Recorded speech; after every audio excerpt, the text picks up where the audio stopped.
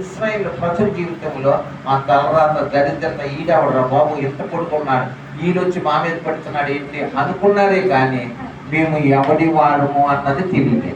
కనుక ఈ బాలుడైనా దావీదు అంటాడు, నేను ఎవరిని వాడినో ఎవరిని సేవిస్తున్నానో ఈ సుమతి ఫిలిస్తీయుడు యాపాటి వాడు అని యుద్ధానికి వచ్చారు. తర్వాత జరిగిందంతా మీకు అన్ని చెప్తే తెల్లారిపోతుంది. కనుక అక్కడికి వచ్చేటప్పటికి బైబిల్ చెప్తున్న పాట మొదటి సమయాల గ్రంథం 17వ అధ్యాయం 30 కానుండి 47 వరకు మీతో మాట్లాడుతున్నాడు పరిశుద్ధాత్ముడు. 47లో ఉన్న మాట ఏంటంటే, నేను యెహోవా పేరట యుద్ధానికి వస్తున్నాను అంటాడు. అంటే నీ జీవిత విధానంలో ఎవని వాడివో అంటే చూడండి, ఒక వ్యక్తి వస్తాడు సెటిల్మెంట్ చేయడానికి, నేను ఎవరు వాడినా నీకు తెలుసా అంటాడు. ఏం తెలియదండి బాబు మీరు ఎవరు అని అంటే అది చెప్తానమాట, ఇదిగో మన ఏరియాలో ఎవరు రౌడీ ఉన్నాడు అటు పేరు చెప్తాడు. అయ్యి బాబు ఆ కాలు కండి మీరు అనుకుని మనకు వణుకొచ్చేస్తాయి. అంటే లోక సంబంధమైన ఒక రౌడీ పేరు, ఒక రాజకీయ నాయకుడి పేరు వాళ్ళు వాడైతేనే వాడు అంతగా రెచ్చిపోతే మనం ఎవరి వాడు? భూమి ఆకాశం సృష్టించిన సృష్టికర్త అయిన దేవుని వాడమాట. అందుకని నీకు చిన్న చిన్న సమస్యలను బట్టి కృంగిపోవడానికి కారణం ఏమిటి ఆలోచించండి. ఒక్కసారి నువ్వు ఆలోచించగలిగితే దేవుని బిడ్డ దయచేసి ఎందుకు పరిశుద్ధాత్ముడు నేను ప్రేరేపిస్తూ మాట్లాడుతున్నాడు.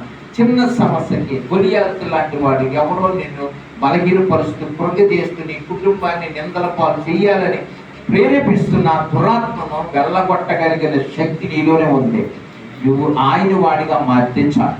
నువ్వు ఆయన వాడిగా నువ్వు నిలబడితే, ఆయన వాడి అని నువ్వు నోరారా అనగలిగితే వెను వెంటనే ప్రభు మాట్లాడతాడు, నేను ఎవని వాడినో ఎవరిని సేవిస్తున్నానో ఆ యెహోవా పేరట వస్తున్నానంటే ఆడంటాడు కూడా నేను కుక్క అనుకున్నావా?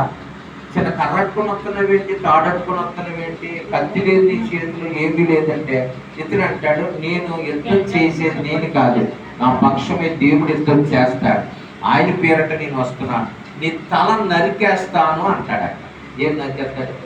తల నరికి నేను గద్దలకి కాకులకి వేస్తాను అంటాడు. ఆలోచించండి, ఫోన్ కొయ్యాలంటేనే మనకేముండాలి?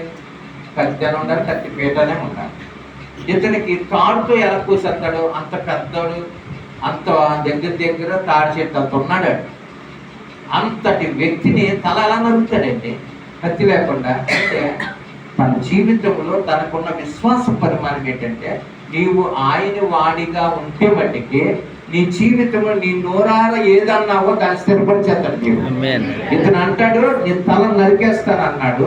వాక్యం ఏమవుతుంది అని అంటే, అతను వరుసలు పెట్టుకుని 5 రాళ్ళతోనే ఒక్క రాయిని గిర్రగిర్రని తిప్పి కొడితే రసడి తగిలింది. తగిలిన వెంటనే వెనక్కి పడాలి, ఎదరకు పడ్డాడు. వెనక నుండి ప్రభు కొట్టే కింద అంటాడు. వాడి కత్తి తీసి వాడి యొక్క పీకి నరికి చేతితో పట్టుకొని ఇశ్రాయేలీయులకు చేయని ప్రకటించాడు. దేవునికి మహిమ కలుగును గాక.